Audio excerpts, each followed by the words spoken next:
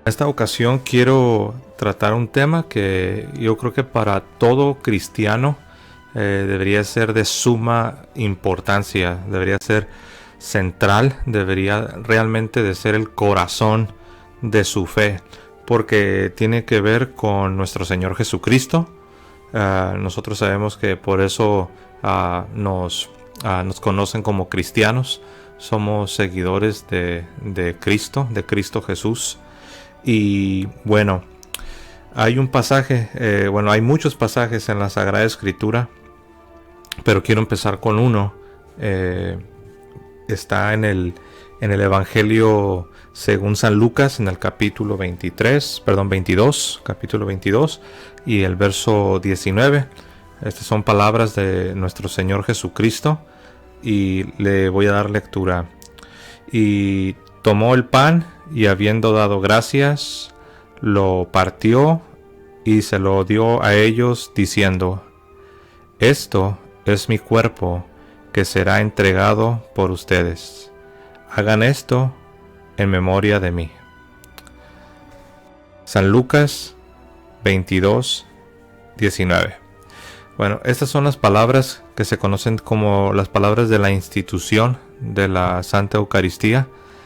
Son las palabras que el Señor Jesucristo pronunció al instituir este sacramento, el sacramento de la Eucaristía, y tienen lugar en el aposento alto, en la noche anterior a su pasión, la noche anterior a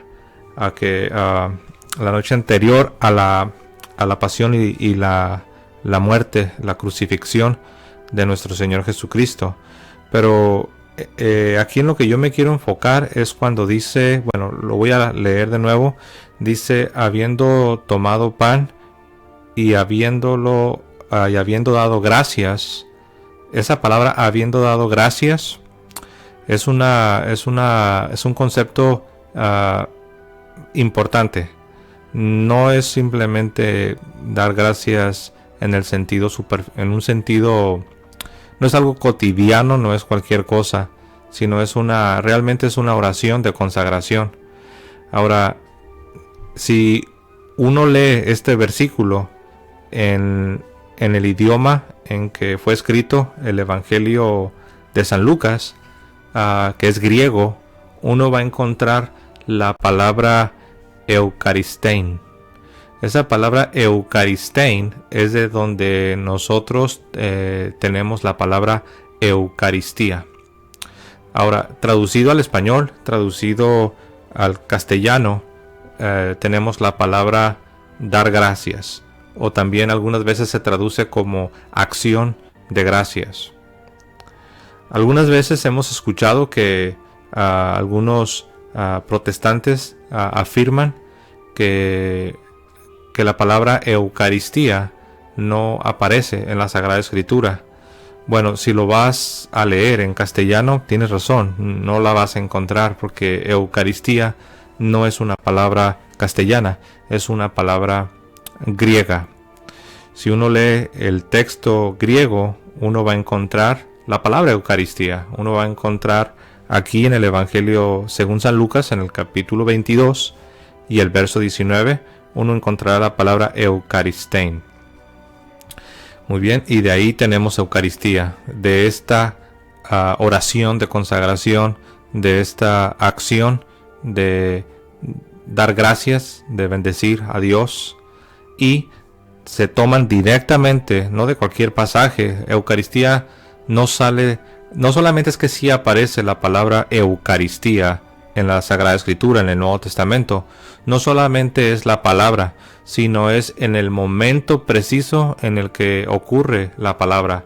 Es precisamente, y no es una casualidad, en el momento de la institución del sacramento de la Eucaristía, también conocido en la literatura cristiana, en algunos otros en otros contextos, cuando no se está hablando precisamente del sacramento, se habla de la cena del Señor. La cena del Señor, haciendo una referencia a esta última cena en la que Él instituye el sacramento de la Eucaristía. Entonces, ya cuando hablamos ya del concepto teológico de lo que es el sacramento, cuando estamos ya entrando en detalles, lo más apropiado es hablar de la Eucaristía, porque encierra mucho, repito, es el mismo corazón de la fe cristiana. Pero ya viéndolo desde una perspectiva histórica, aún la Sagrada Escritura emplea la frase la cena del Señor. Entonces, mis amados hermanos, en esta cena del Señor, en esta última cena, en la que el Señor Jesucristo, la noche anterior a su pasión, a su muerte, instituye el sacramento de la Eucaristía.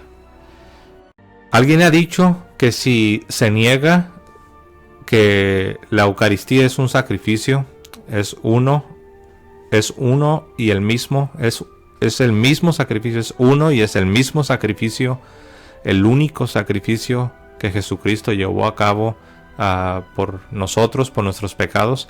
Alguien ha dicho que si se niega lo que es la parte sacrificial del sacramento de la Eucaristía, entonces no puedes realmente entender ni lo que Jesús está haciendo en la última cena, como tampoco realmente se puede entender lo que está sucediendo en la cruz del Calvario, cuando nuestro Señor Jesucristo muere, derrama su sangre.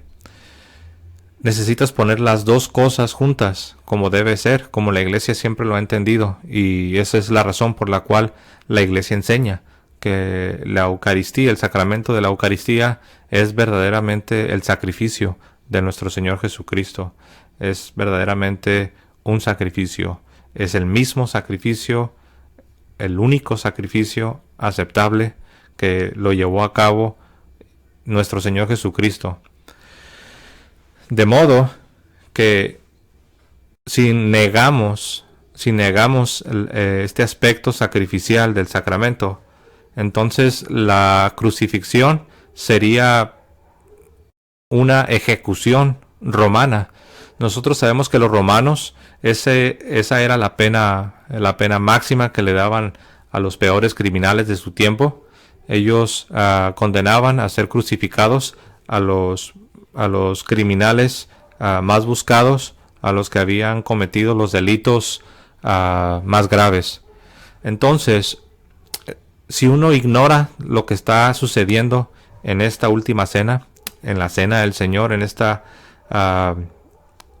ocasión en la cual el Señor está instituyendo y está revelando el misterio de nuestra fe. Entonces, si uno niega que verdaderamente es un sacrificio, entonces cuando uno voltea a la cruz, lo que uno está viendo es simplemente una ejecución romana, una de las tantas que se llevaron a cabo. También cuando se niega el aspecto sacrificial del sacramento de la Eucaristía, de la cena del Señor, estamos hablando del cuerpo y la sangre. Entonces cuando uno voltea y ve la cena del Señor y ve lo que está sucediendo en esta última cena, entonces sería una comida, sería quizás una Pascua más, una Pascua judía más. Pero cuando nosotros aceptamos lo que la Sagrada Escritura y lo que la Iglesia nos enseñan sobre el sacramento de la Eucaristía y ponemos estas dos ideas juntas, ponemos el sacrificio y ponemos el pan y el vino, y entendemos las palabras que Jesucristo pronunció cuando dijo: esto es mi cuerpo. Ahora, si Él no estuviese haciendo una referencia a su sacrificio, si Él no estuviese haciendo una referencia a la cruz, Él no hubiera dicho las siguientes palabras, porque no solo está diciendo esto es mi cuerpo, sino que todavía nos da una descripción. Nos dice: esto es mi cuerpo que por vosotros es entregado. Y Él lo que tiene en la mano es el pan. Y en ese momento de la consagración, porque anteriormente Él acaba de hacer una consagración, acaba de tener un Eucaristein. es una oración de acción de gracias, es una consagración, es algo que se dirige a Dios. Después de esta consagración, tenemos a nuestro Señor Jesucristo revelando lo que está sucediendo y cómo se debe entender lo que está haciendo a la luz del sacrificio. Y nos dice, este es mi cuerpo.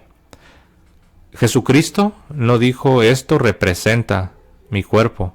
Jesucristo no dijo, esto es un símbolo de mi cuerpo. Jesucristo dijo, este es mi cuerpo. De hecho, cuando Martín Lutero se rebela contra la iglesia y comienza su movimiento de protesta contra la iglesia, algunos de sus mismos seguidores ya estaban comenzando a interpretar la Sagrada Escritura de esta manera como lo he señalado, diciendo que representa el cuerpo, que es un símbolo, cualquier cosa menos lo que Jesús dijo. Jesús dijo, este es mi cuerpo. Ahora, este discípulo del que les quiero hablar es este discípulo de Lutero, uno de sus amigos, uno de sus seguidores, de apellido Zwingli o Zwinglio.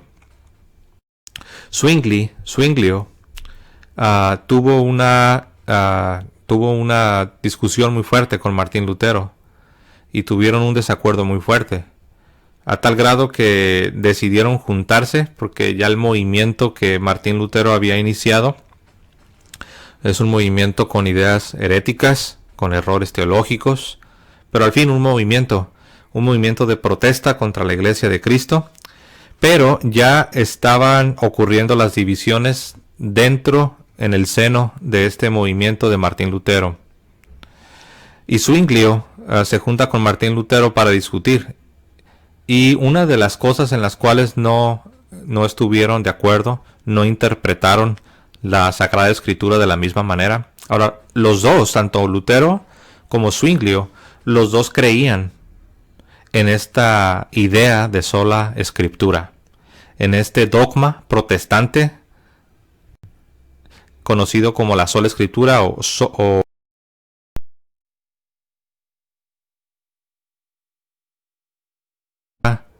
rechazar la autoridad de la Iglesia para enseñar a los fieles. Solo la Biblia significa rechazar la tradición apostólica. Solo la Biblia es realmente la bandera de rebelión contra la autoridad de Cristo. Puede sonar bien cuando alguien toma una Biblia en sus manos y levantándola con la mano derecha, la levanta y proclama: la Biblia es nuestra autoridad, solo la Biblia y nada más. Puede sonar bien en un principio, pero en la realidad lo que se está levantando cuando se hace tal afirmación, se está levantando una bandera de rebelión, una bandera de protesta. Es un rechazo de la autoridad que Jesucristo le entregó a la iglesia, como lo vemos en San Mateo capítulo 28, versos del 17 en adelante, cuando Jesús dijo: toda autoridad me es dada, toda potestad me es dada. Por tanto, y le dice a su iglesia, le dice a sus discípulos, a los que entrenó, a los que enseñó, a los que les reveló toda la verdad, a quienes les entregó lo que se conoce como el depósito de la fe, el tesoro de nuestra fe, a quienes estuvo capacitando por aproximadamente 3 años en el ministerio terrenal y público de nuestro Señor Jesucristo, y aún después de la resurrección, como nos dice Lucas, que por 40 días Jesús estuvo enseñando a sus discípulos, todo lo concerniente acerca del reino de Dios. Y esta autoridad Jesús, cuando está a punto de ascender a los cielos, cuando Jesús está a punto de ascender al trono, a la diestra de la majestad en las alturas, Jesús le entrega esa autoridad a su iglesia y les dice: vayan y hagan discípulos a todas las naciones, bautizándolos en el nombre del Padre, del Hijo y del Espíritu Santo.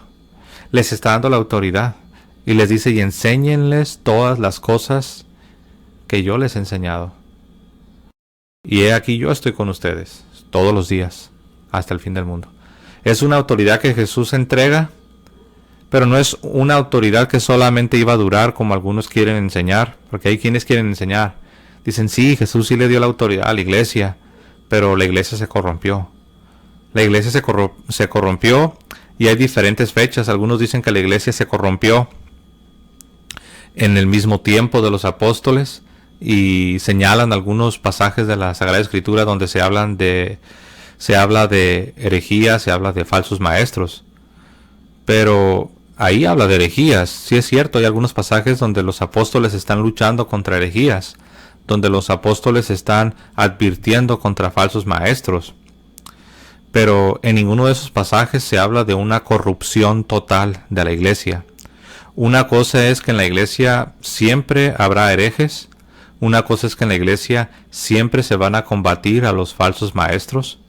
Pero de ahí a hablar de una corrupción total de la iglesia y que por lo tanto se perdió la autoridad, por lo tanto ya no se continuó con esta autoridad para enseñar, para predicar, para discipular, para bautizar, para transmitir todo lo que Jesús enseñó. Llegar a ese punto, número uno, no hay fundamento. Número dos, va en contra de las mismas palabras del Señor Jesucristo, que dijo: he aquí, yo estoy con vosotros todos los días hasta el fin del mundo. Y también en San Mateo 16, cuando el Señor dice que ni las puertas del infierno prevalecerían contra la iglesia, cuando Jesús le entrega las llaves del reino a Pedro, cuando Jesús le dice a Pedro que él es el líder de su iglesia, él es el que tiene las llaves. Todos los apóstoles tenían autoridad, pero solo a uno, solamente a Pedro, se le entregaron las llaves. Por eso tenemos un líder en la iglesia. De hecho, cuando no hay un líder en la iglesia, lo que se produce es un caos. Pero bueno, no me quiero desviar demasiado del tema, pero hay quienes tienen esas teorías. Algunos dicen que fue después de la muerte de los apóstoles, otros dicen que no, que fue hasta que el cristianismo recibió el permiso para hacer una religión practicada con libertad, tener la bendición del Estado, del imperio, por así decirlo. Pero no hay pruebas, no hay ni una sola prueba. Pero bueno, volviendo a Lutero y a su amigo, a su discípulo Zwinglio, no se pusieron de acuerdo. Zwinglio dijo que no, que cuando Jesús dijo esto es mi cuerpo, en la realidad se estaba refiriendo a que era un símbolo, que solo era algo simbólico, solamente era una representación, pero no era el cuerpo de Jesús. En otras palabras, Zwinglio estaba negando las palabras de Jesucristo. Y es que eso sucede. Mucha gente se confunde, mucha gente cae en el error sin darse cuenta y terminan contradiciendo al mismo Señor Jesucristo. Jesucristo dijo: esto es mi cuerpo. Ahora, cuando Lutero escuchó a Zwinglio decir que solo era un símbolo, cuando Lutero escucha a su discípulo amado, a su amigo querido, diciendo que Jesús había querido decir que era un símbolo, Lutero, por más que estimaba y amaba a Zwinglio, no estuvo dispuesto a comprometer esta doctrina. Ahora, Lutero ya había caído en muchos errores teológicos y había cometido muchos errores. Lutero para ese momento ya había sido excomulgado de la iglesia debido a que no quiso arrepentirse. Pero ni el mismo Lutero, con todos sus errores, con toda su soberbia que le caracterizaba al rechazar a la iglesia y al rechazar la tradición apostólica, con todos esos pecados, con todos esos errores, ni el mismo Lutero estuvo dispuesto a aceptar las ideas o las interpretaciones de su mismo discípulo, de Zwingli. Y Lutero, hay una anécdota que cuentan los mismos historiadores, aún los mismos luteranos, que dicen que cuando estaba sentado Martín Lutero a la mesa con Zwingli para hablar del tema de este pasaje de la Escritura, donde Jesús dice, este es mi cuerpo, Zwingli le dice, es un símbolo. Y la anécdota que nos cuentan es que Lutero con su dedo apunta a las palabras de Jesús en la Sagrada Escritura, donde Jesús dice, este es mi cuerpo. Y se dice que Lutero, señalando con su dedo, este es mi cuerpo, se dice que Lutero le dice a Zwingli, no estoy dispuesto a aceptar cualquier interpretación que sea menos que estas palabras. Este es mi cuerpo. Zwingli no se sometió a la autoridad de Lutero. Zwingli se separa de Martín Lutero. Y aquí debemos hacernos la siguiente pregunta. ¿Por qué? ¿Por qué es que Zwingli no se somete a Martín Lutero? ¿Por qué? La respuesta es sencilla. Una vez que Lutero había rechazado la autoridad de la Iglesia para enseñar a los fieles, una vez que Martín Lutero había rechazado la tradición de los apóstoles, la tradición sagrada, Martín Lutero ya no tiene nada y absolutamente nada de autoridad. Zwingli lo sabía. Zwingli sabía que él podía separarse de Martín Lutero y podía tener su propia interpretación de la Biblia y que nada pasaría. De hecho, Martín Lutero no tenía ni siquiera la autoridad moral para intentar exigir que Zwingli, que su discípulo, que su amigo, se sometiera a su autoridad. Porque Martín Lutero lo sabía y estaba en su conciencia que unos años antes él había hecho lo mismo. Él había desobedecido a la Iglesia. Él había rechazado la autoridad. Y unos años después, su mismo amigo, su mismo discípulo, Zwingli, le está haciendo lo mismo a él. Diríamos, Zwingli le está dando una cucharada de su propio chocolate a Martín Lutero. Lo que Martín Lutero había hecho unos años antes a la Iglesia, ahora Zwingli se lo está haciendo a él mismo. Y lo que está sucediendo es la primera de las grandes divisiones del movimiento llamado de Reforma Protestante, que sabemos que es una rebelión, más que un movimiento de protesta. En la realidad, para ser más exactos, es una rebelión. Es una rebelión contra la Iglesia. Es una rebelión contra Cristo. También se convirtió en los países que de la noche a la mañana se convirtieron en países protestantes. Se convirtió también en una persecución de los católicos. No muchos hablan de este tema. Pero sí, en esos países, en estas nuevas naciones que de la noche a la mañana pasaron a ser protestantes, se persiguió a los cristianos, se persiguió a los católicos. Algunos quieren llamarle a esto la Inquisición protestante, pero no es correcto llamarle la Inquisición protestante por muchas razones. Pero la principal es porque los únicos, o la única autoridad que puede llevar a cabo una Inquisición es la Iglesia. No hay otra institución sobre la faz de la tierra que pueda iniciar una Inquisición, es decir, un proceso para discernir quién ha caído en error y quién no. Es la Iglesia. Cualquier otro grupo que se separe de la Iglesia y pretenda hacer eso es contradictorio, no tiene sentido, porque ¿cómo te vas a separar de la Iglesia para abrazar tus propias doctrinas, tus propias ideas, y al mismo tiempo tú quieres convertirte en juez y en autoridad, es como que estás creando un nuevo estándar. Estás creando nuevas doctrinas, estás creando, ¿cómo se dice?, un nuevo estándar. Y estás rechazando el verdadero estándar. Estás rechazando lo que había estado establecido por más de 1500 años. Estás rechazando las doctrinas verdaderas, estás rechazando la autoridad legítima, estás rechazando la iglesia de Cristo.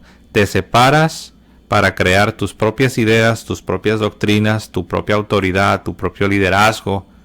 Y ahora tú vas a pretender que tú vas a decirle al mundo lo que es la verdad y lo que es la mentira. Como que algo no está bien. La historia no te respalda, la tradición de la iglesia no te respalda, los padres de la iglesia no te respaldan, la misma Sagrada Escritura no te respaldan, y la historia te señala y la historia te condena, porque uno puede decir en qué año y qué persona ha fundado cada uno de los grupos heréticos que se separaron de la iglesia. Uno puede decir Martín Lutero en tal fecha, Zwinglio en tal fecha, Juan Calvino en tal fecha, Juan Smith en tal fecha, y así sucesivamente. Entonces, sí hubo una persecución de los católicos, sí hubo una persecución de los cristianos en esas naciones que de la noche a la mañana se convirtieron en protestantes, sin pedir la opinión de los ciudadanos, porque estamos hablando de que en esas naciones que de la noche a la mañana se convirtieron en protestantes, estamos hablando de gran parte de Alemania, estamos hablando de gran parte de la Gran Bretaña, estamos hablando de Suiza, parte de Suiza, estamos hablando de cientos de miles de personas, estamos hablando de millones de personas. Ahora, sus reyes, sus monarcas, no les pidieron autorización, no les pidieron la opinión a los fieles, a los cristianos, a los ciudadanos. Simple y sencillamente por decreto, de la noche a la mañana, todos los ciudadanos del reino, todos los ciudadanos del imperio, debían convertirse a la fe protestante, entre comillas, a la fe protestante. Lo que algunos quieren achacarle a la Iglesia Católica, lo que algunos quieren achacarle a Constantino el Grande, el emperador romano del siglo IV, que quieren decir que él fue el que inventó el catolicismo, que es absurdo, que quieren decir que él le impuso la fe católica a todos los ciudadanos. Pues lo que quieren acusar y condenar a Constantino es exactamente lo que en la realidad hicieron los protestantes. El rey Enrique VIII y otros príncipes de los reinos que abrazaron estas nuevas ideas heréticas de Martín Lutero, eso es lo que ellos hicieron. Y los que no estuvieron dispuestos a negar la fe, los que no estuvieron dispuestos a rechazar la fe católica, la fe de los apóstoles, la fe de Cristo, la fe de la iglesia, los que no estuvieron dispuestos a ir en contra de la fe, fueron perseguidos. Muchos fueron castigados, muchos fueron desterrados, muchos perdieron su dinero, sus propiedades, sus herencias, y no todos, pero también muchos fueron condenados a la cárcel, y no todos, pero también muchos de ese grupo que fueron condenados a la cárcel fueron condenados a la pena máxima, fueron matados. Aunque no era una inquisición, porque repito, miren, cuando alguien escucha la palabra inquisición, la leyenda negra en contra de la Iglesia Católica y especialmente en contra del Imperio Español, que dicho sea de paso, fue el que no fue el único, pero fue el Imperio Español se convirtió en el bastión de la fe, en el bastión de la fe católica, de la fe cristiana, en el defensor de la fe cristiana, de la fe católica.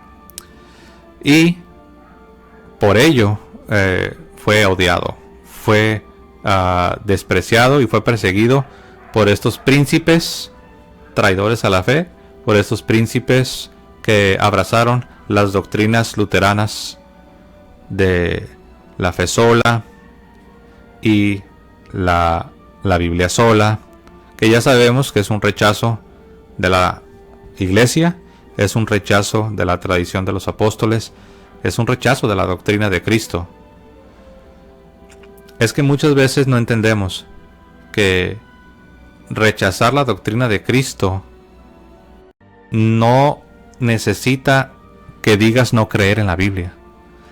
Rechazar la doctrina de Cristo no necesita que seas una persona que rechace la Biblia.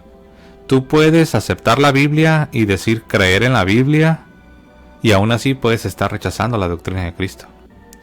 Y eso es lo que estaba sucediendo, volviendo al tema de la Eucaristía, volviendo a lo que nuestro Señor Jesucristo instituyó cuando dijo: esto es mi cuerpo que será entregado por todos vosotros, que será entregado por vosotros. Eso es lo que estaba sucediendo primero con Martín Lutero, cuando rechazó la doctrina de la Iglesia, y después con los mismos seguidores de Martín Lutero cuando lo rechazaron a él. Zwinglio comenzó a decir que era un símbolo. Ahora, ¿por qué me estoy enfocando tanto en lo que sucedió en la llamada Reforma Protestante? ¿Por qué me estoy enfocando tanto en Martín Lutero y Zwinglio y estoy dando toda esta explicación histórica? Tiene un propósito. Aunque la mayoría de los protestantes en América Latina no son luteranos, aunque la mayoría de los protestantes en América Latina no son seguidores de Zwingli, no son reformados, sí tienen algo en común. Tienen algo en común con Zwinglio. Zwinglio fue el que comenzó a enseñar esta doctrina de que la Eucaristía o la Cena del Señor es un símbolo. Y eso es lo que la gran mayoría de los protestantes en América Latina, eso es lo que ellos creen sobre el sacramento de la Eucaristía, sobre la Cena del Señor. Ellos dicen que es un símbolo, que es una representación. Y es interesante porque cuando uno platica con ellos, la gran mayoría te van a decir: no me hables de Lutero, no me hables de la Reforma Protestante, no me hables de Zwinglio, yo ni siquiera sé quién es Zwinglio, ¿por qué me hablas de Zwinglio? Pero aunque no sean luteranos, aunque no sean seguidores de Zwinglio, aunque no les guste la palabra protestante, aunque no conozcan la historia, sin darse cuenta, están creyendo exactamente lo mismo que Zwinglio comenzó a enseñar sobre el sacramento de la Eucaristía.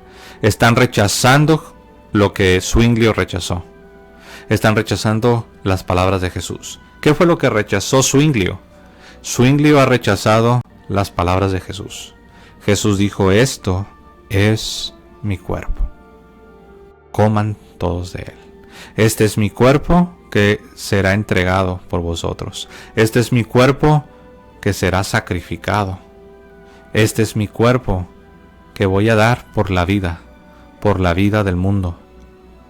Y aquí tienen sentido las palabras de Juan el Bautista en el Evangelio según San Juan, cuando viendo al Señor Jesucristo dijo: he aquí el Cordero de Dios que quita el pecado del mundo.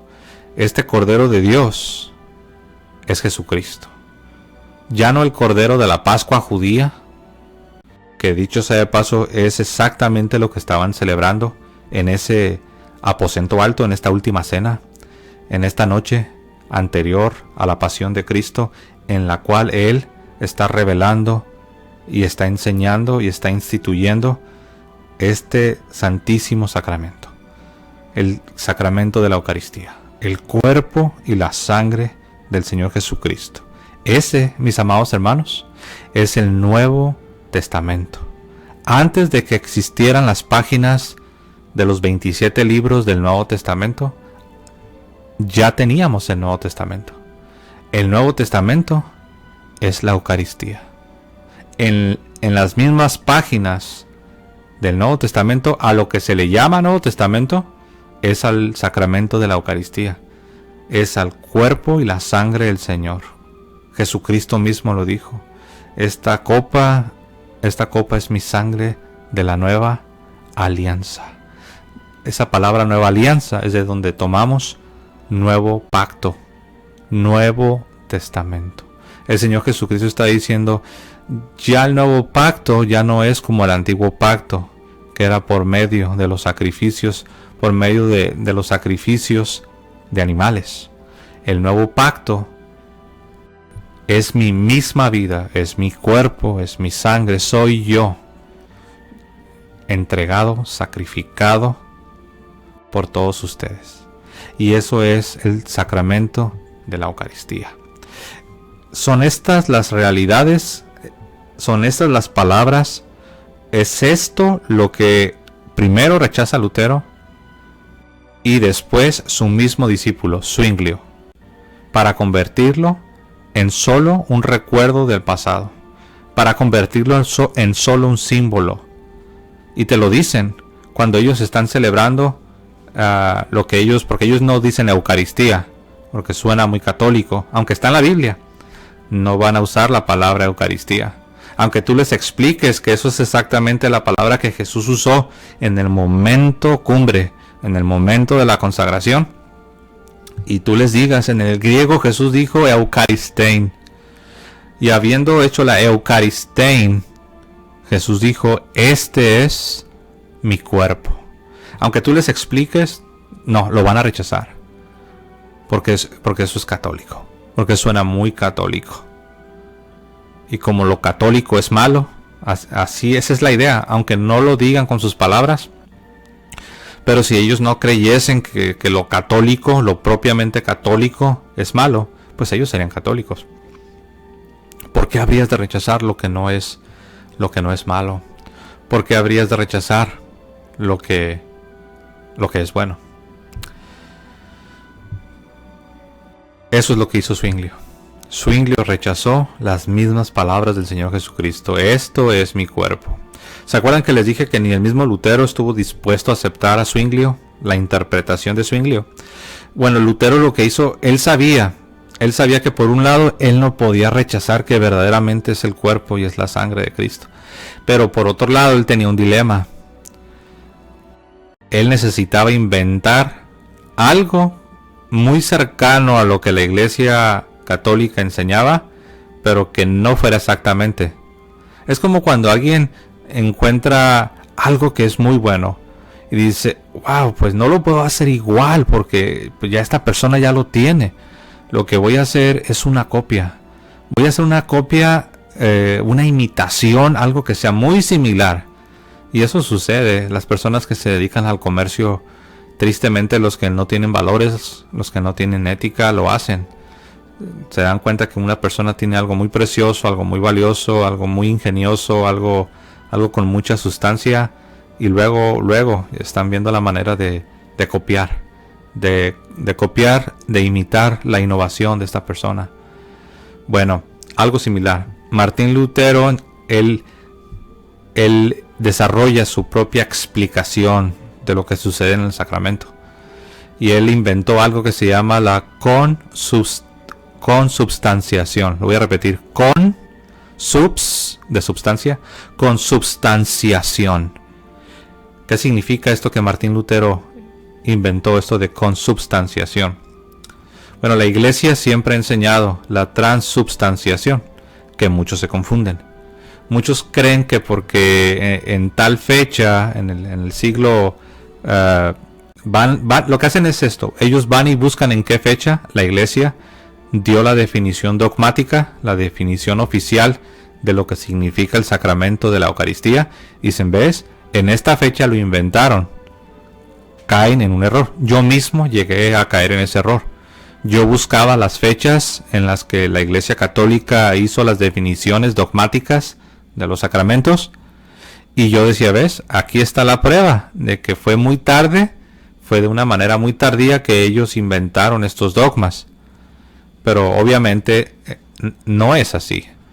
Simplemente esas son las fechas en las que se hizo una definición, y usualmente cuando se hacen las definiciones es cuando tienes a grupos heréticos, a falsos maestros atacando una doctrina de la iglesia, y estos ataques están creciendo. Es cuando la iglesia se ve en la necesidad de formular una definición dogmática, y eso sucede en el tiempo, eso sucede en la historia. Por eso tenemos fechas, pero no significa que antes de esa fecha no existía la creencia en la Eucaristía. No, eso no significa que porque en una fecha, en un año, se dio una definición que se conoce como transubstanciación, no significa, que antes de esa definición nadie creía que después de la consagración, que en el momento de la consagración, el pan y el vino se convertían verdaderamente en el cuerpo y la sangre de Cristo. En el cuerpo, sangre, alma y divinidad, todo lo que es el ser de Jesucristo. No, eso siempre se ha creído desde el aposento alto, desde la última cena, desde aquel día, desde aquella noche anterior a la pasión de nuestro Señor.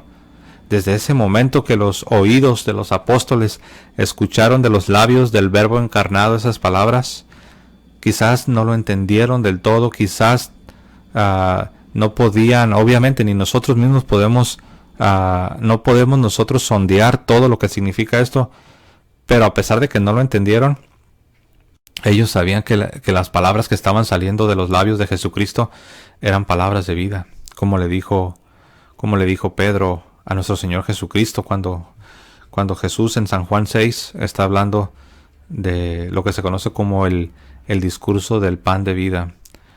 Y Jesús dice: yo soy el pan vivo, bajado del cielo. El que coma mi carne y beba mi sangre tiene vida en sí, tiene vida eterna. El que coma mi carne no morirá. El que coma mi carne vivirá eternamente. Y en respuesta, Pedro dice: nosotros hemos creído que tú eres el Cristo. Nosotros creemos que tú tienes palabras de vida. ¿A dónde más iremos? ¿Qué vamos a hacer? Pedro dice: no lo entendemos, pero no podemos irnos a ningún otro lugar. Solo tú tienes palabras de vida. Hemos creído en ti.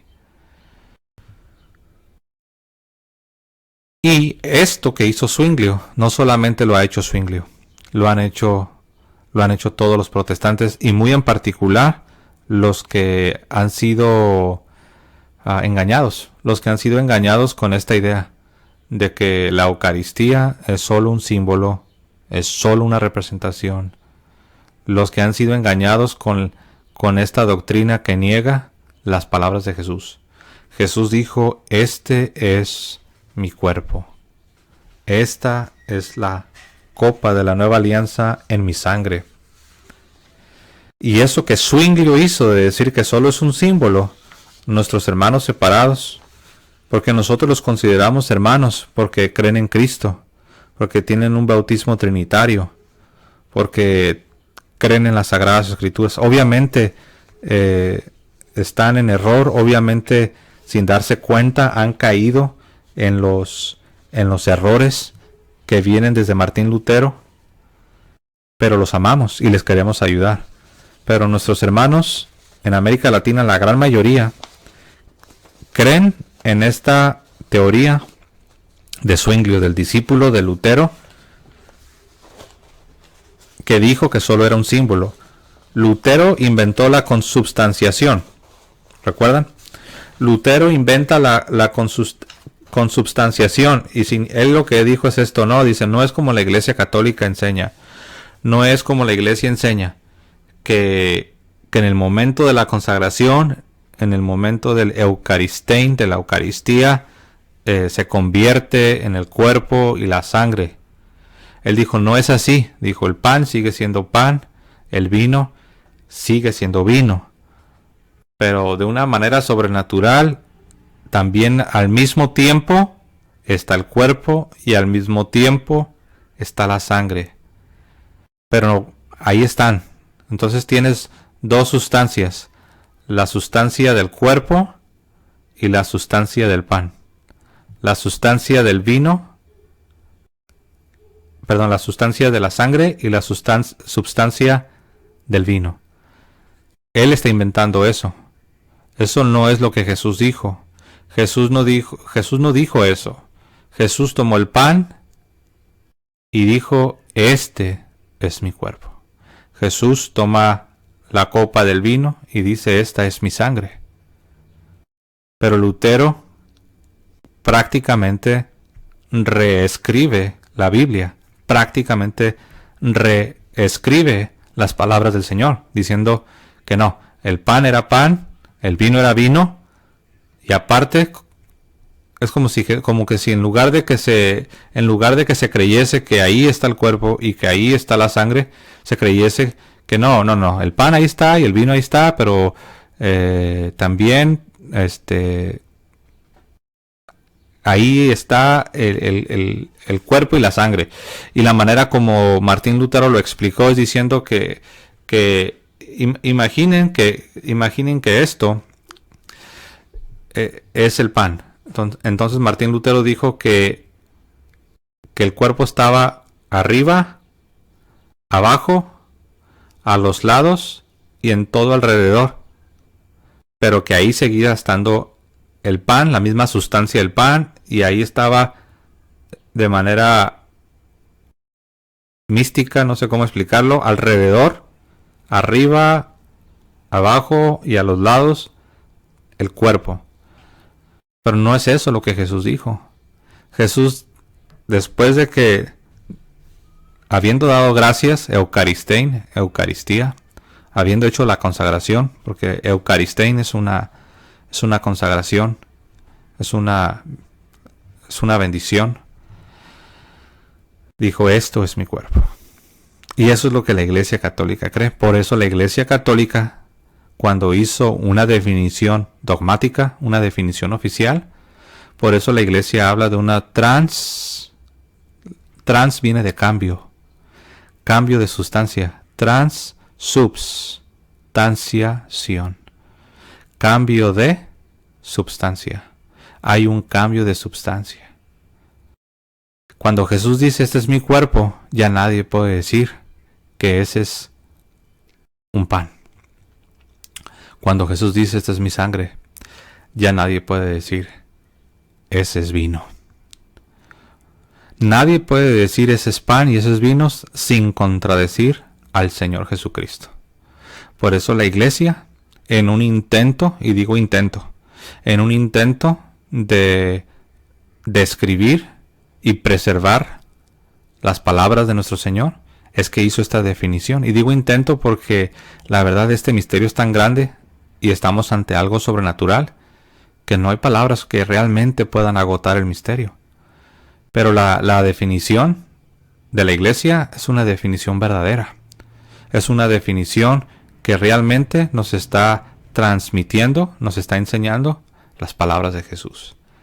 Que ese es su cuerpo, en el momento de la consagración, Eucaristía, es su cuerpo y es su sangre. Es un milagro, es algo sobrenatural. Bueno, ya les dije qué fue lo que Lutero inventó. Pues Zwinglio fue más lejos. Él dijo que no.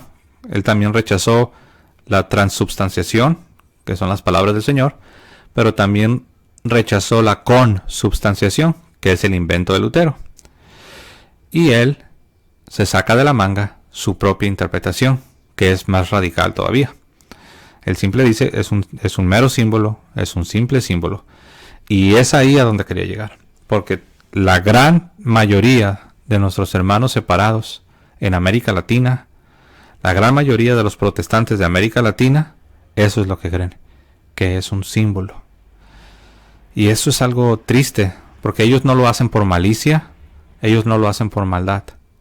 Ellos ni siquiera, la gran mayoría ni siquiera se han dado cuenta que han abrazado un gran error, que han abrazado un grave error, porque es una contradicción de las palabras de Jesús. Por eso se dice que no es suficiente creer en Jesús. Es necesario creerle a Jesús. Muchos creen en Jesús. Saben que hubo un Jesús. Creen en el Jesús de la historia. Pero no todos le creen a Jesús. Creer en Jesús, muchas personas pueden creer en Jesús. Creerle a Jesús, a las palabras de Jesús, es otra cosa.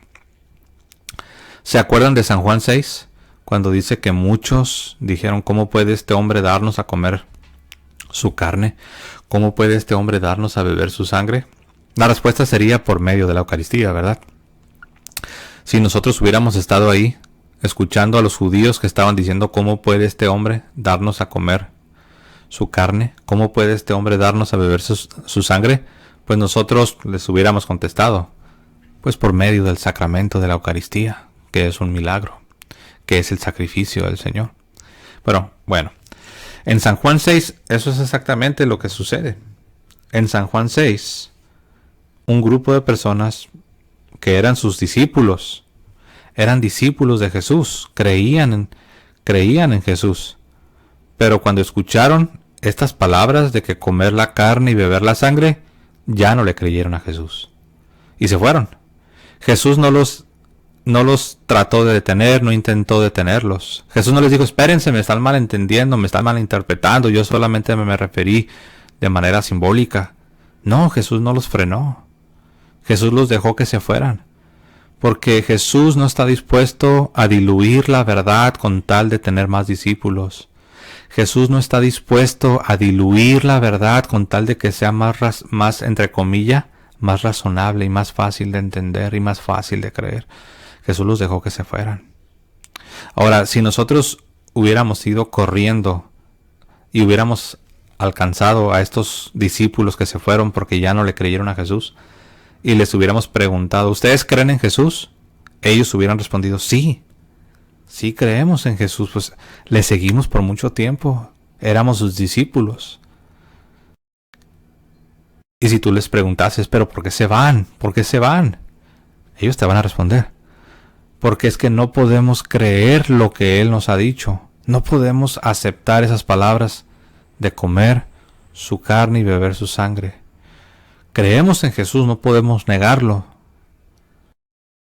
Pero no le creemos a Jesús cuando se trata de comer su cuerpo y beber su sangre.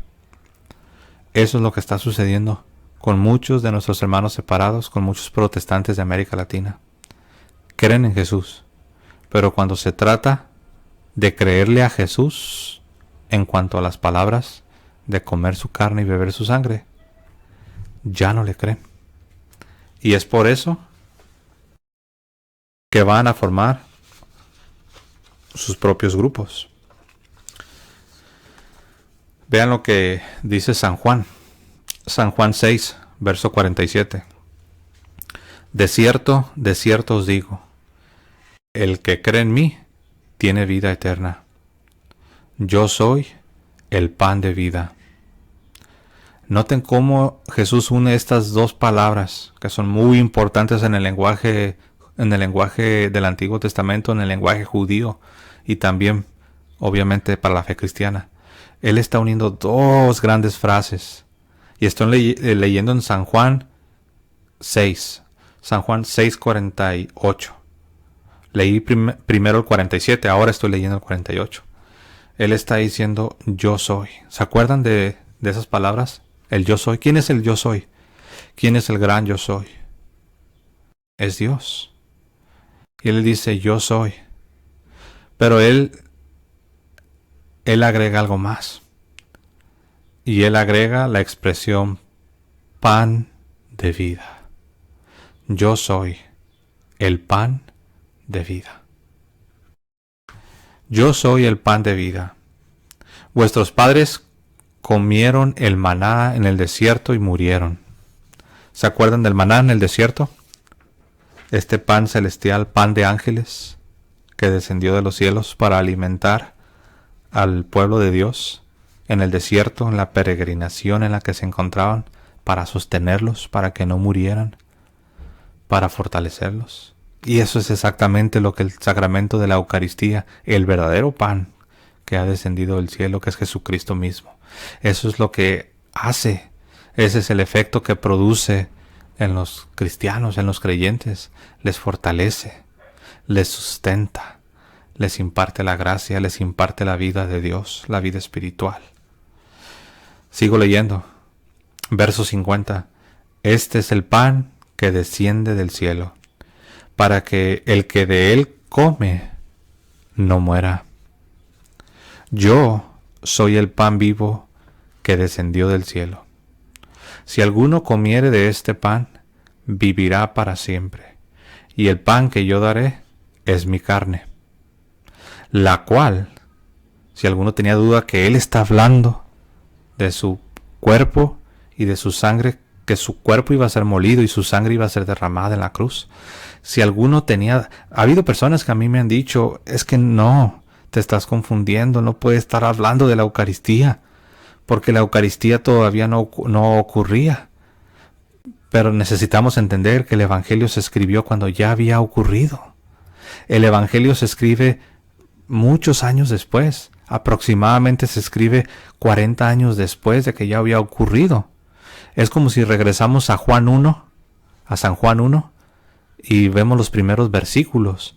Por ejemplo, vemos el versículo donde dice, a lo suyo vino, mas los suyos no le recibieron. Imagínense que uno diga, no se puede estar refiriendo a los judíos que lo rechazaron, porque eso todavía no ocurría. Sí, pero recuerda que Juan está escribiendo 40 años después de que ya todo sucedió. Y recuerda que el Evangelio de Juan es diferente a los otros tres. Tú recordarás que a Mateo, Marcos y Lucas se les llama los evangelios sinópticos, porque esos tres evangelios se relacionan y narran de manera cronológica los eventos históricos. Pero el cuarto evangelio, el Evangelio de Juan, no es igual a los otros tres. De hecho, siempre se le ha llamado el Evangelio teológico, donde se nos presentan verdades teológicas, verdades ya maduradas, verdades profundas, porque recuerden, son 40 años que ya han pasado, y aquí tenemos al discípulo amado, al apóstol Juan, enseñándonos. Entonces, decir que no se puede estar refiriendo a la Eucaristía, que no se puede estar refiriendo al sacrificio, es simple y sencillamente absurdo, y es ignorar el contexto del Evangelio. Ignorar la naturaleza del Evangelio, del cuarto Evangelio. Es un Evangelio teológico que nos está enseñando verdades cristianas con una reflexión ya madura, pues ya han pasado 40 años después de que sucede lo que se narra. Yo soy el pan vivo que descendió del cielo. Si alguno comiere de este pan, vivirá para siempre, y el pan que yo daré es mi carne. Jesús mismo está diciendo, de lo que les hablo es del sacrificio, de lo que les hablo es de lo que voy a instituir, de lo que estoy a punto de instituir en la noche anterior a mi pasión. El pan que yo daré es mi carne, la cual yo daré por la vida del mundo. ¿Se fijan cómo Jesús está uniendo estos dos conceptos? ¿Se acuerdan que les explicaba que no podemos separar la crucifixión de la institución? No podemos separar la crucifixión de la última cena. No podemos separar la crucifixión, el sacrificio del pan y del vino que se consagra. No podemos separarlo. Es por eso que la Iglesia, cuando habla del sacramento, habla de él como un sacrificio. Y los protestantes no lo entienden. Porque ellos ya le compraron la teología a Lutero. Ellos ya le compraron la teología a Zwinglio y no se dan cuenta. Ellos ya están aceptando algo, ellos aceptaron algo sin cuestionarlo. Ellos aceptaron algo sin ponerlo a prueba. Como dice la Escritura, que pongas a prueba todo. ¿Y saben por qué lo aceptaron así? Sin ponerlo a prueba, sin cuestionarlo. Lo aceptaron de esa manera tan fácil, tan inocente, porque ellos asumen que la Iglesia se corrompió. Ellos asumen que la Iglesia Católica no es de Dios. Ellos asumen que la Iglesia Católica pervirtió el Evangelio. ¿Y sabes por qué lo asumen? No de la nada. Lo asumen porque así Así es como lo enseñó Martín Lutero y así es como se ha pasado de generación en generación hasta nuestros días. Pero Jesús lo dijo. Entonces los judíos contendían. Los judíos contendían. Y hasta el día de hoy tenemos a muchos discípulos que contienden contra esta enseñanza. Contendían entre sí diciendo, ¿cómo puede darnos a comer su carne? ¿Cómo se le ocurre? ¿Cómo es eso posible? Eso es canibalismo. En un debate entre un católico y un protestante, el protestante acusó al católico de estar creyendo en el canibalismo. Es lo mismo que estos discípulos de Jesús estaban contendiendo y estaban diciendo, ¿cómo puede darnos a comer su carne? De hecho, búsquenlo en los libros de historia. Búsquenlo en internet. A los primeros cristianos de los primeros siglos se les acusaba de canibalismo, porque ellos cuando hablaban de la Eucaristía, cuando hablaban de la Cena del Señor, hablaban de comer el cuerpo y beber la sangre, y los acusaban de canibalismo. ¿No les suena eso una campana? ¿Quién es el grupo en la edad moderna que sigue hablando de comer el cuerpo y de beber la sangre y que todavía se les sigue acusando de canibalismo? Son los católicos. El debate que yo vi entre un protestante y un católico, en el debate el protestante acusó al católico de canibalismo. Sin darse cuenta, estaba haciendo la misma acusación que los paganos le hacían a los primeros cristianos. Sin darse cuenta. Porque si se hubiera dado cuenta no lo hubiera hecho. Pero bueno. El que come mi carne... Bueno, me adelanté un verso. Me regreso al verso que les estaba leyendo. Verso 52. Estamos en San Juan 6:52. Entonces los judíos, que eran discípulos, contendían entre sí diciendo, ¿cómo puede darnos a comer su carne? Jesús les dijo, de cierto os digo, si no coméis la carne del Hijo del Hombre y bebéis su sangre, no tenéis vida en vosotros. El que come mi carne y bebe mi sangre tiene vida eterna, y yo le resucitaré en el día postrero. Porque mi carne es verdadera comida, y mi sangre es verdadera bebida. El que come mi carne y bebe mi sangre, en mí permanece, y yo en él. Como me envió el Padre viviente, y yo vivo por el Padre, asimismo, el que me come, miren hermanos las palabras, el que me come, él también vivirá por mí. Este es el pan que descendió del cielo, no como vuestros padres comieron el maná y murieron. El que come de este pan vivirá eternamente. Estas cosas dijo en la sinagoga, enseñando en Capernaum. Al oírlas, muchos de sus discípulos, noten que dice muchos, no pocos. Al oírlas, muchos de sus discípulos dijeron, dura es esta palabra, ¿quién la puede oír? Dura es esta palabra, ¿quién la puede oír? Esa expresión, ¿quién la puede oír? Significa quién la puede creer, quién la puede aceptar, quién la puede recibir. Los católicos estamos obligados a oír estas palabras. Los católicos estamos obligados a recibir estas palabras. Los católicos estamos obligados a aceptar esta enseñanza. Por eso es un dogma en la Iglesia Católica.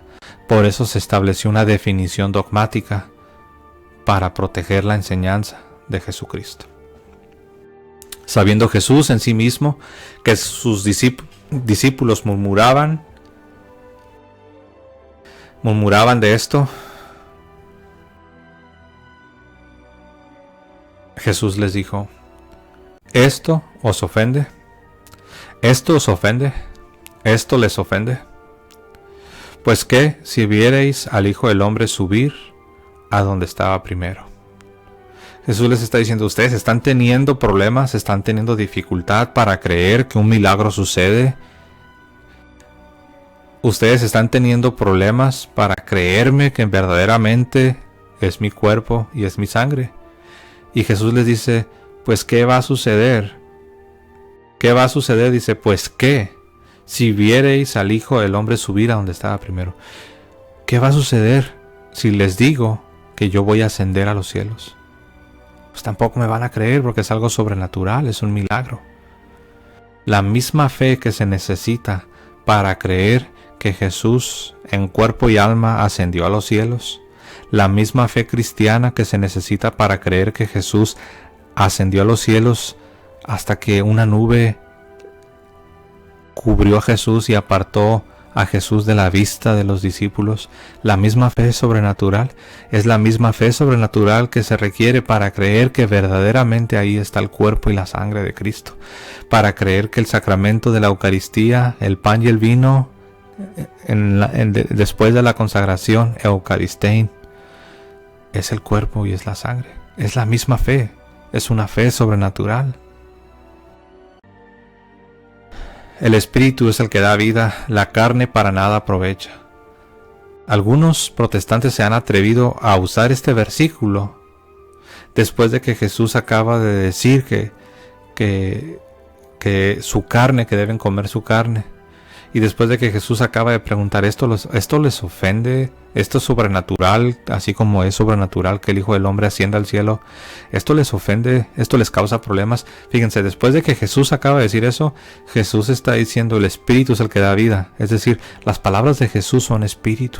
Y ellas son verdaderas. Debes creerlas, debes aceptarlas, debes oírlas. Ellas te dan vida. La enseñanza de Jesús. ¿Pero cuál enseñanza? No cualquier enseñanza. Esta enseñanza que Jesús acaba de dar, de que debes comer su carne, debes beber su sangre. Esta enseñanza que acaba de dar son espíritus, son vida, son espíritu y ellas dan vida. Eso lo debes aceptar, eso lo debes creer para tener vida, para recibir vida. Fíjense lo que hacen algunos protestantes. Porque Jesús dijo esto, el espíritu es el que da vida. O sea, la enseñanza de Jesús es la que da vida, que es espiritual. Y después Jesús agrega y dice, la carne para nada aprovecha. Algunos cometiendo, perdónenme la expresión, cometiendo una gran burrada, una gran barbaridad. Dicen, ves, aquí ya Jesús está diciendo que la carne para nada aprovecha, haciendo que Jesús se esté contradiciendo a sí mismo. ¿Cómo se te ocurre pensar que Jesús acaba de dar una gran enseñanza, una sublime enseñanza, donde una y otra vez repitió que es necesario comer su carne y beber su sangre? ¿Cómo se te ocurre que después de que dio este discurso, el discurso del pan de vida, cómo se te ocurre pensar que Jesús ahora va a echar al suelo y contradecir todo lo que él acaba de decir? Ahora, aquí dice la carne. Cuando la Biblia habla de la carne, está hablando de lo pecaminoso, está hablando de lo natural, está hablando de lo terrenal, está hablando de lo... es en contraste con lo espiritual, lo que es de Dios. Jesús no dijo mi carne para nada aprovecha. Jesús dijo la carne. Cuando la Biblia habla de la carne, está hablando de lo que es contrario al espíritu, lo terrenal, lo pecaminoso. Pero una cosa es la carne y otra cosa es cuando Jesús dijo, mi carne es verdadera comida. Otra cosa es cuando Jesús dijo que debes comer su carne. Otra cosa es cuando Jesús dijo, este es mi cuerpo. Es una blasfemia querer decir que Jesús está contradiciéndose a sí mismo. Es una blasfemia decir que el cuerpo y la carne de nuestro Señor para nada aprovecha. Hay que tener cuidado. Las palabras que yo os he hablado son espíritu y son vida. ¿Pero cuáles palabras? El sermón que acaba de dar Jesús, el discurso del pan de vida, el sermón del pan de vida, ese sermón, ese discurso, esa enseñanza, esa revelación que es fuerte y es dura. Por eso dice que muchos dijeron, dura palabra es esta. ¿Quién la puede oír? ¿Quién la puede recibir? ¿Quién la puede creer? Respuesta, los creyentes. Respuesta, los cristianos. Respuesta, los que le creen a Jesús. Respuesta, los que tienen una fe sobrenatural. Y Jesús dice, estas palabras que yo os he hablado, esta enseñanza que yo les he dado, esta predicación que les he predicado, este sermón que les he impartido, esto que les acabo de decir, son espíritu y son vida. Por eso Jesús dijo que si coméis su carne, tendréis vida. Y Jesús, como conoce los pensamientos, Jesús dice, pero hay algunos de vosotros que no creen. ¿Se fijan? Eran discípulos, pero no creían. Y hoy en nuestros días hay muchos que llevan el nombre de cristianos, que son discípulos hasta cierto punto. Pero ya cuando se trata de creer esas palabras, ya no lo creen. Y Jesús lo sabe. Porque Jesús dice, hay algunos de vosotros que no creen. Y nos dice Juan, porque Jesús sabía desde el principio quiénes eran los que no creían. Y quiero que noten lo que dice después. Juan nos está dando, ese es un comentario editorial de Juan. Vean lo que nos está diciendo Juan. Juan está conectando la incredulidad. Y si alguno tenía dudas que Jesús se está refiriendo a lo que él instituyó en la última cena, a la Eucaristía. Si alguno tenía dudas, lo que estoy a punto de leer de este verso les tiene que sacar de la duda. Juan, el apóstol Juan, relaciona la incredulidad con la noche de la institución de la Eucaristía, del sacramento de la Eucaristía. Lo voy a leer. Porque Jesús sabía desde el principio quiénes eran los que no creían, y noten lo que sigue. Quiénes eran los que no creían y quién le había de entregar. Obviamente esto es una referencia a Judas. Nosotros sabemos que el que le había de entregar es Judas. Pero Juan nos está enseñando que la razón por la que le entrega es porque no creía. Porque no creía, y particularmente en esta enseñanza que Jesús acaba de dar, de comer su carne y de beber su sangre, y que Él es el pan bajado del cielo, el pan vivo que da la vida eterna, que el que lo coma no morirá. Cuando Jesús pronuncia estas enseñanzas, cuando Jesús da este sermón, este discurso del pan de vida, aquí Juan nos está revelando que Judas fue uno de los que no creyó. Pero a diferencia de los otros discípulos que dice que se marcharon, se fueron y ya no seguían a Jesús, a diferencia de ellos, Judas decide continuar entre ellos, entre el grupo. Ahora sí se fue Judas, pero se fue, y aquí nos dice cuándo se fue. Dice, porque Jesús sabía desde el principio quiénes eran los que no creían y quién le había de entregar. Tengo una pregunta. ¿Cuándo fue que Judas le entregó? ¿Cuándo fue que Judas traicionó a Jesús?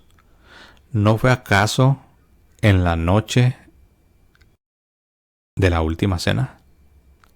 ¿No fue acaso en el aposento alto, en la última cena, cuando Jesús instituye el Santísimo Sacramento de la Eucaristía, cuando toma el pan y dice, este es mi cuerpo, y toma la copa, el vino, y dice, esta es mi sangre de la nueva alianza, del nuevo pacto, del Nuevo Testamento?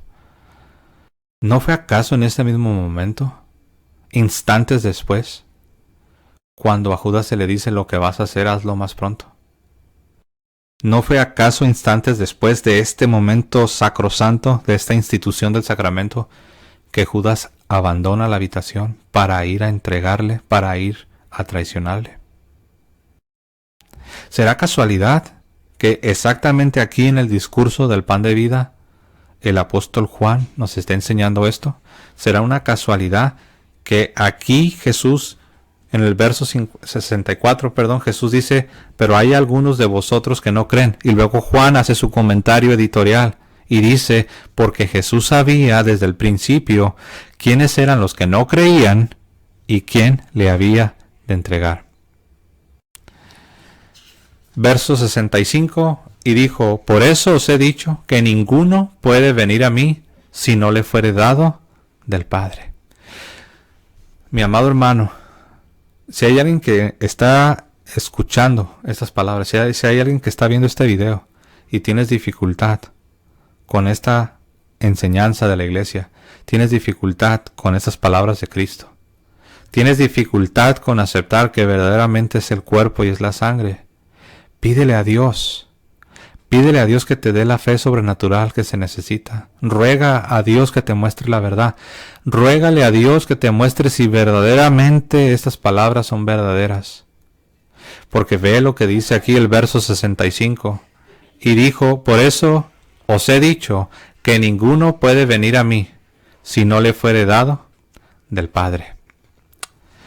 Desde entonces, muchos de sus discípulos volvieron atrás y ya no andaban con él. Notan cómo esto ya se nos había dicho. Ya Juan ya lo había dicho.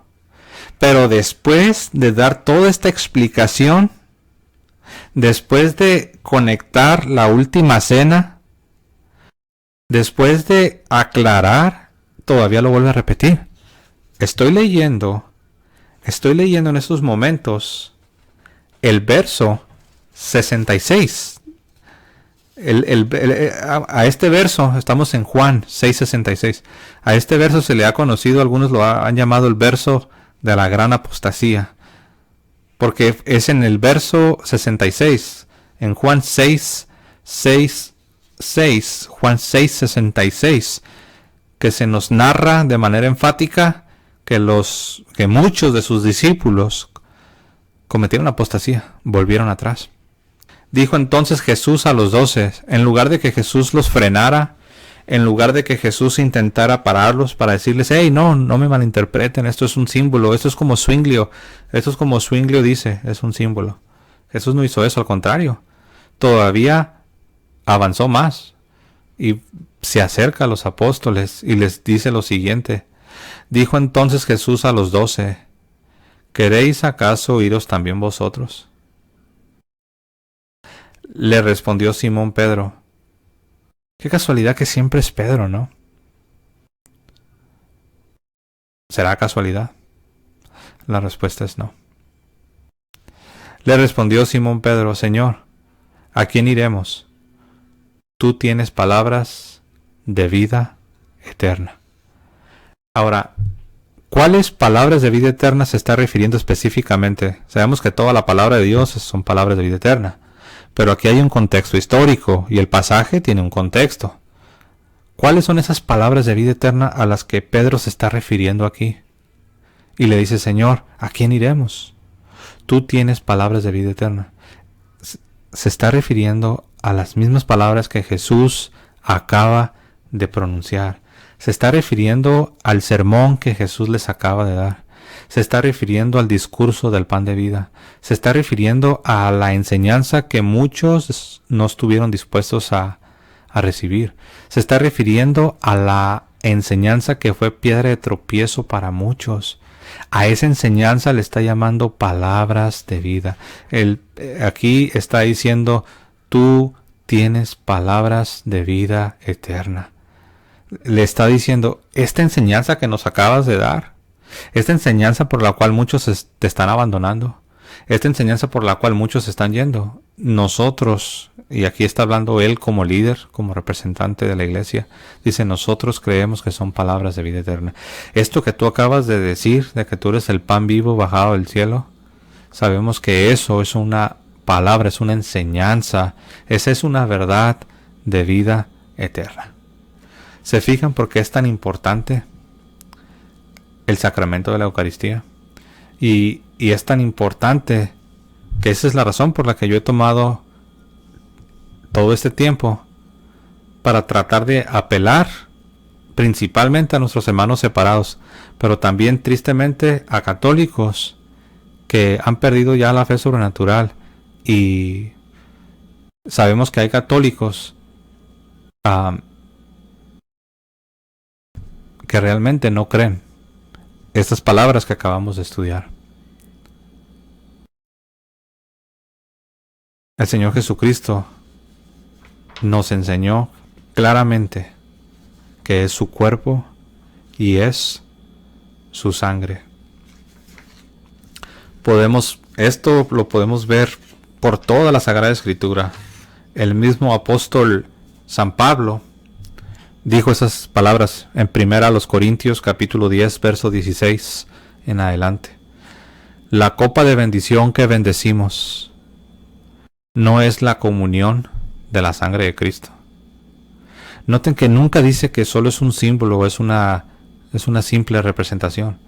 Está diciendo la copa, está hablando del vino, que bendecimos, que consagramos, Eucaristein, eulogien. La copa de bendición que bendecimos, dice, no es la comunión de la sangre de Cristo. En otras traducciones dice, no es la participación de la sangre de Cristo. Noten que dice directamente que la copa, que el vino de la copa que se bendice, que se consagra, Eucaristein o eulogien, como dicen otros pasajes. San Pablo nos dice, y es una pregunta retórica, nos dice, ¿no es la comunión de la sangre de Cristo? ¿No es acaso la participación, la comunión, la participación de la sangre de Cristo? Está diciendo, ¿no se dan cuenta que de lo que estamos participando cuando bebemos, estamos participando de la sangre de Cristo? Y agrega el apóstol, el pan que partimos no es la comunión del cuerpo de Cristo. Y usa la palabra es.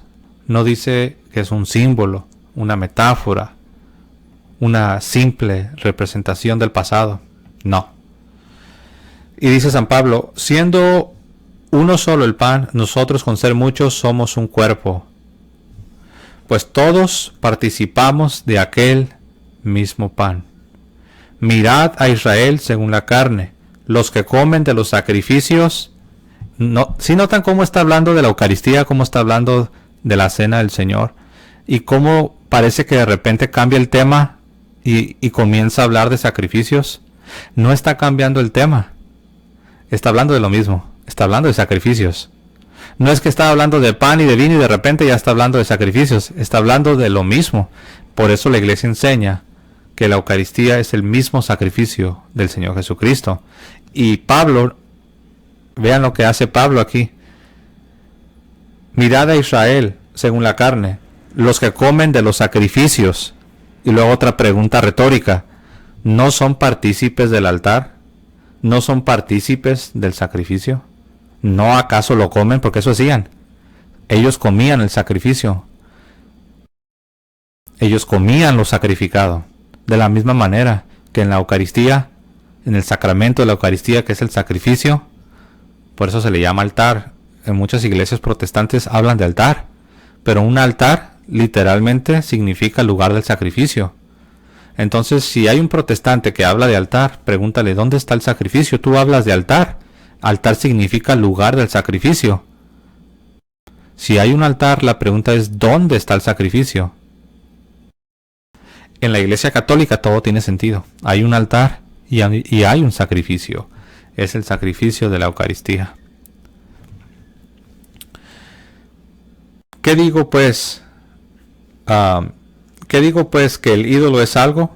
¿O que sea algo lo que se sacrifica a los ídolos? Antes digo que lo que los gentiles sacrifican, porque aquí el contexto es que algunos creyentes, algunos cristianos, estaban ellos participando de la Eucaristía, que es un sacrificio, y al mismo tiempo ellos todavía estaban participando de sacrificios que se ofrecían a los ídolos, y comían de esos sacrificios. Por eso Pablo les dice esto. Antes digo que lo que los gentiles sacrifican, a los demonios lo sacrifican, y no a Dios. ¿Se dan cuenta cómo Pablo no está rechazando el sacrificio correcto? ¿Sí se dan cuenta cómo Pablo no está rechazando el sacrificio a Dios? Lo que está rechazando es el sacrificio a los ídolos, el sacrificio incorrecto. Lo voy a volver a leer. Primero a los Corintios 10 y estamos ya en el verso 20. Antes digo que lo que los gentiles sacrifican, a los demonios lo sacrifican y no a Dios. Y dice, y no a Dios. O sea que sí hay un sacrificio que es a Dios. Y es de lo que él acaba de hablar. Dice, la copa que bendecimos, el pan que partimos, no es una participación, ¿No es una comunión del cuerpo y de la sangre de Cristo? Y luego acá ya habla del sacrificio a Dios. Y dice, lo que los gentiles sacrifican es un sacrificio a los ídolos. Dice, ese no es el sacrificio a Dios. Y también lo comparó con los sacrificios del Antiguo Testamento. Pero todo esto es para aclarar y para arrojar luz a la Eucaristía, que ese es el tema de lo que se está hablando. Y ustedes saben que en los siguientes capítulos, en el capítulo 11, se habla de más instrucciones de cómo se debe llevar a cabo la Eucaristía, la cena del Señor. Y dice San Pablo en el verso 21, no podéis beber la copa del Señor y la copa de los demonios. ¿Se dan cuenta? Ya se regresó otra vez al lenguaje de copa. Empezó hablando de la mesa, empezó hablando del cuerpo, del pan y el vino, que es el cuerpo y es la sangre. Lo compara con los sacrificios del Antiguo Testamento, que se los comían, y luego lo compara con los sacrificios paganos, que los reprueba, y los sacrificios paganos también ellos se comían las comidas. Y dice, eso no es un sacrificio a Dios, ese es un sacrificio a los ídolos, a los demonios. Dice, ese no es el verdadero sacrificio. Y luego ya ahora empieza a hablar de esto. Dice, no podéis beber la copa del Señor y la copa de los demonios. No podéis participar de la mesa del Señor. Se fijan que anteriormente había dicho participar del altar. Ahora ya está hablando participar de la mesa. Es lo mismo. El altar era el lugar donde se sacrificaba. Y luego de ese sacrificio se comía a la mesa. Todo está conectado.